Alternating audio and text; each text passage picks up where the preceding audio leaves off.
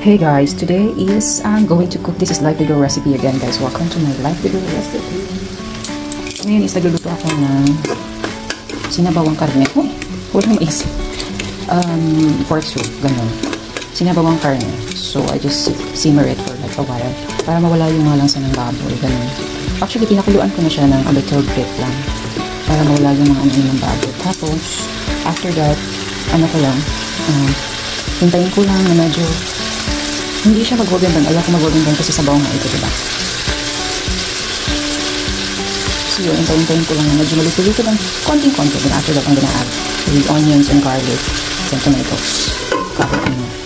Cover time. So I have here, yan is pechay. Pechay, my favorite pechay. Of course, hindi kasali yung mga okra at talong. Tapos I have here the tomatoes and garlic and also onion. Onion. So yun lang naman, luto-luto lang tayo dito.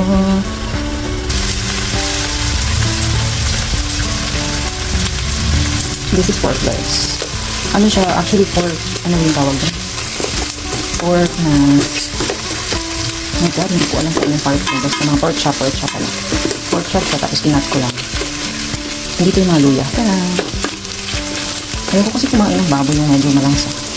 Kaya, tinatry ko siyang pawalain yung langsa. Then for now is lalagay ko yung garlic. Naginayat ko for like quite some times. Tapos, more garlic. Ay, naku guys. Kung alam niyo naman niluluto ko, more on garlic siya pa. Yan talaga yung mga bet ko. Ayoko nang maliit lang na amount na garlic tsaka onions. Dapat marami. Ganun ang pagluluto ni Life Video recipe. Okay. Enjoy lang tayo sa pag-watch nito. Basta, this is pork soup. Yun. Pork soup with pechay. Open natin. Tapos, paliparin ko lang yung mga baboy. Mga pork chop ko dito.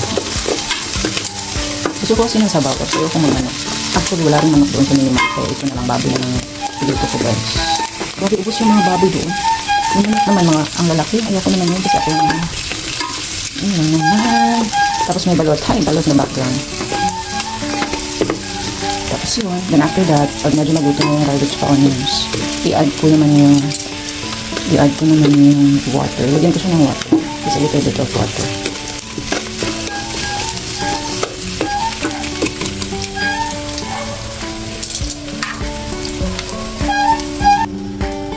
Hintay lang for, I think mabilis lang naman ito. Tapos ngayon i-add ko na yung aking tomatoes. Tapos lagyan ko na siya ng water. I think 2 cups of water is fine. Kasi soup na ito, diba? Pork soup. So dapat maraming sabaw. Tama ba? Tama ba yung ginagawa ko sa buhay ko? Tapos maglagay ako ng asin. Yeah, this is live video recipe guys. Don't judge my cooking. This is me cooking. Seasoning para maglasa naman. Wala akong cubes. So, yun lang. Tapos, cover natin. Then, let's gonna wait for a while. Let it boil for a few minutes. Like 5 minutes something. Then, 5 or 8 minutes. Kasi pork, dapat maluto talaga. Medyo kumukulo na, but hindi pa talaga siya totally. Medyo kumukulo na. Sige lang, take your time. Pero tikman ko muna yung sabaw kung nalasa ng pork. My kind of pork soup. Wait. Okay naman. Lagyan ko ng salt.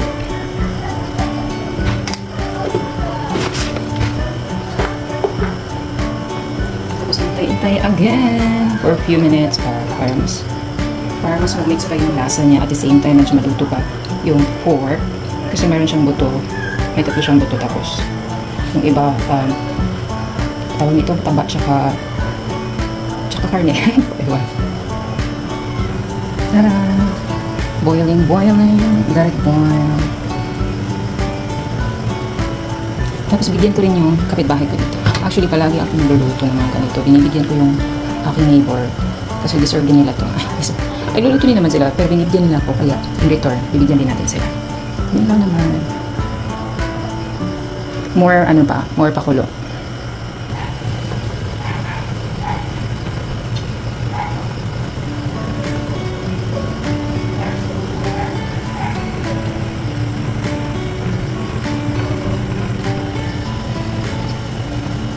boiling, boiling. Let's taste the, oh, look at that. Meron ng changes. Kasi medyo, ano na yun, tomatoes, lata na siya. Sabi nila, isang tricks daw, para hindi daw mapanis yung ulam or ano yung niluluto mo. Pag may tomatoes, lutuin mo daw ng maayos yung tomatoes para daw hindi siya madaling mapanis. Yun yung sabi nila. Not sure ako, hindi ko pa na-proof naman, pero yun yung advice ng mga cook talaga or chef. Okay, the taste is good now. A little bit of boiling pa.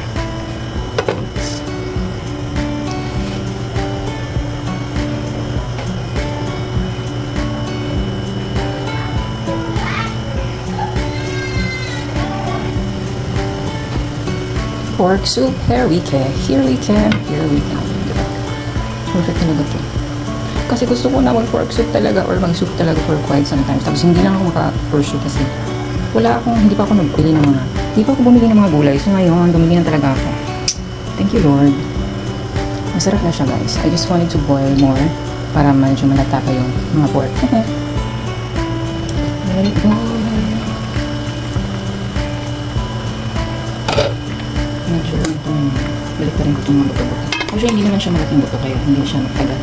Pakuluan. Pinakuluan ko kasi ito kanina lang. Very light lang. Pero ngayon, ito na talaga yung final verdict. Life Girl recipe. Pork soup. Now, I'm gonna put the pichay. Guys, kinahin ko muna itong medyo matitigas na part. Yan yung pichay. Ito, medyo matigas.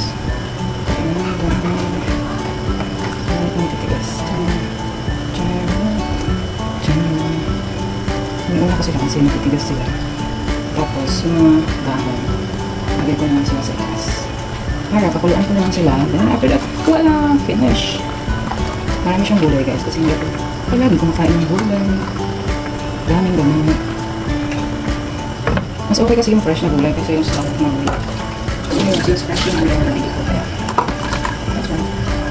Then pakuluan ko siya for ilang minutes. Then after that, finish! So this is the picture. So I'm just gonna wait na mag-boil siya. Okay naman ang kanyang lasa, kaya perfect na to. Then, ready to eat na. Ready to eat. Pakulo lang ng konti.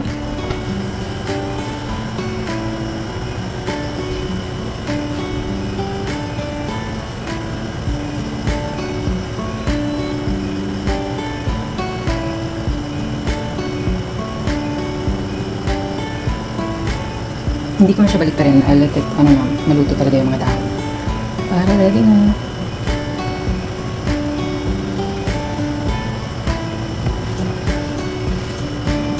Alam niyo yung pagluluto, kailangan talaga rin ng pasensya. Kasi it takes a lot of time. Tapos, ang preparation, ang pagkat ng mga gulay, tapos magpakulo, ganun. So, ano talaga siya. It takes a lot of time. But I think this is ready na, guys. Thank you so much for watching. This is Life Video again. Closer look in my cooking. Tapos yung pork nasa ilalim na. Perfect to for meal today's video. Para maluto lang yung mga pichay. Tapos, pakulo lang ng konti din. Finish na to, guys. Thank you so much for watching and God bless everyone. This is my video recipe.